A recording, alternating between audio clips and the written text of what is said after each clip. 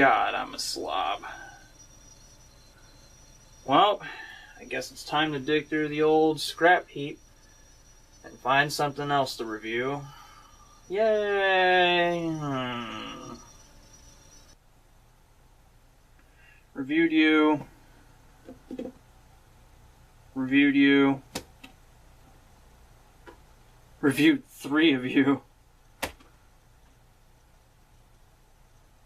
I'd rather not talk about you again. Hey. I haven't reviewed you yet. You know what? Why not?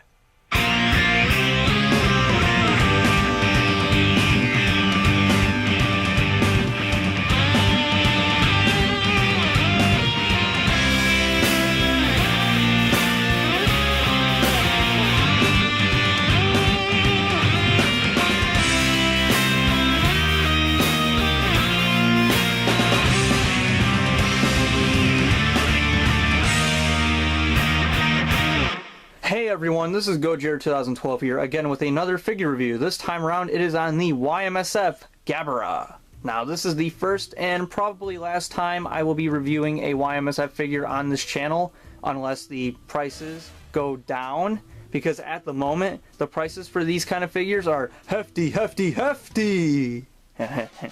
Did you guys like that joke? Because I didn't. But back to the figure. I got this figure back in 2014 at my first G-Fest. Just, you know, checking out the dealers for the first time. Walked right past the Tempting Toys vendor, and sure enough, this figure was sitting on the table, and as soon as I saw it was Gabara, I was like, I gotta get this, because, man, having a Gabara figure...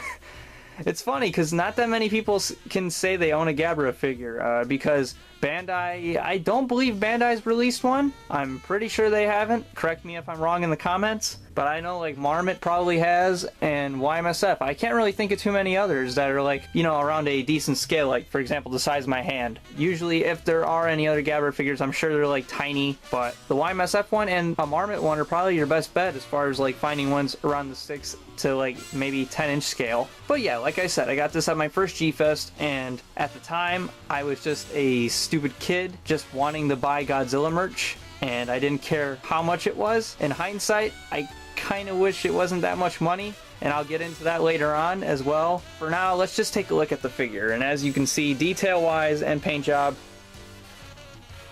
you are one ugly motherfucker.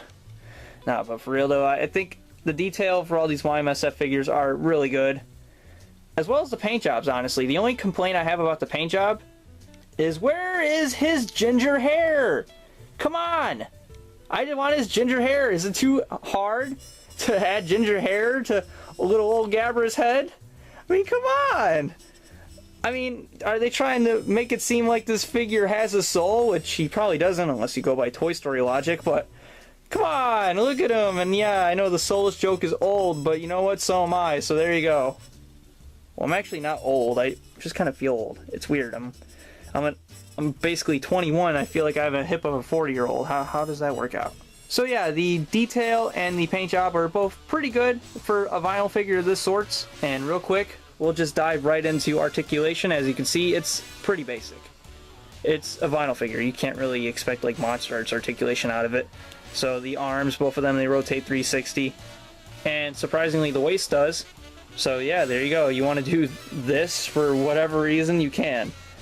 Oh my god, this looks like something out of my nightmares. Sheesh.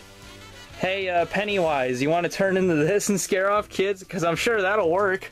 So yeah, the articulation's pretty basic, but it's a vinyl figure, so, you know, you come to expect that. Uh-oh.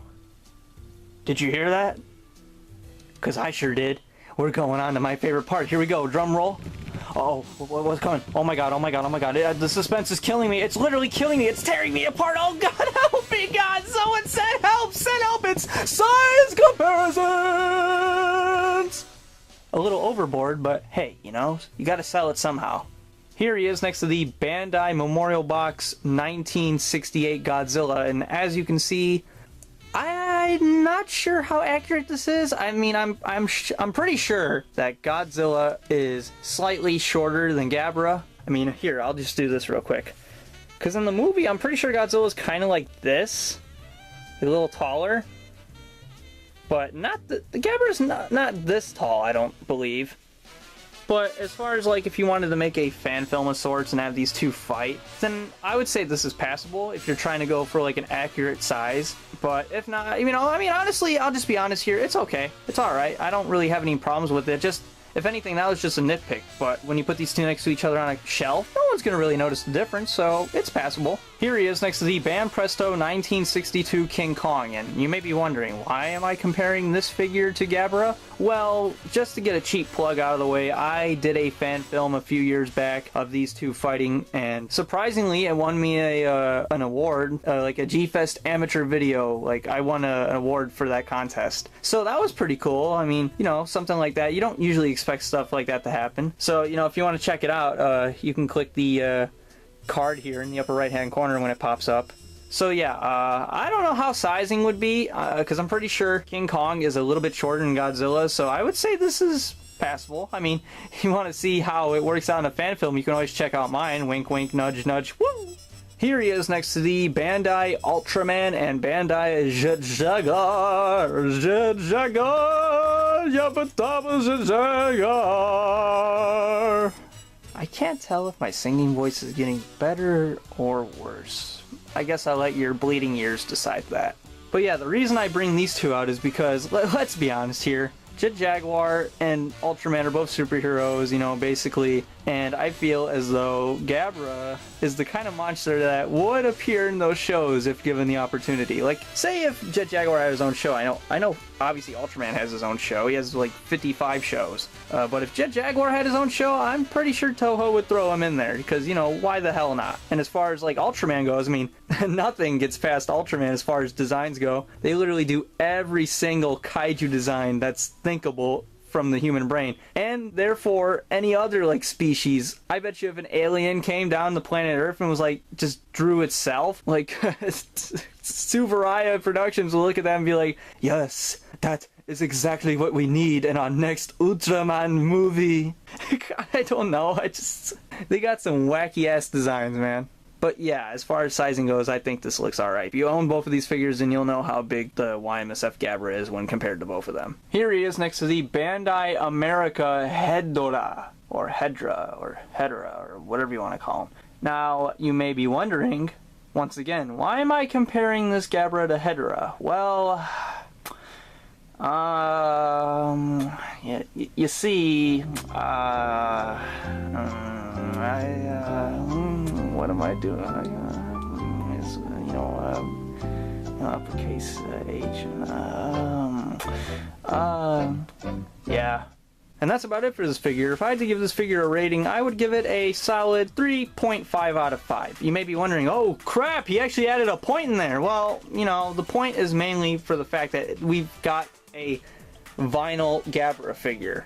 And you don't usually see a Gabara figure go around, and I'll get into that here right now because, like I said, the prices for these figures are hefty. When I bought this thing at G-Fest, it was a straight up $60. And you may be wondering, oh my god, you bought that thing for $60? Yeah, I did, because at the time, I just saw Gabara, I didn't even care what the price was, and I was like, alright, I'll take it. And you know what? I'm glad I own this figure. But would I pay $60 for it again? Hell no. You know what I could use that $60 for? I don't know, I'd have to think about it, but that's a lot of money for a figure like this.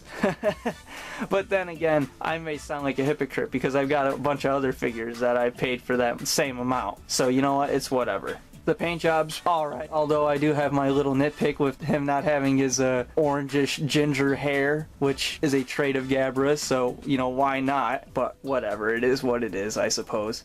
Also, I forgot to mention as far as details go, I think that it's really cool that they added in the holes in the neck for like the suit actor. I think that's a really nice detail that they added in.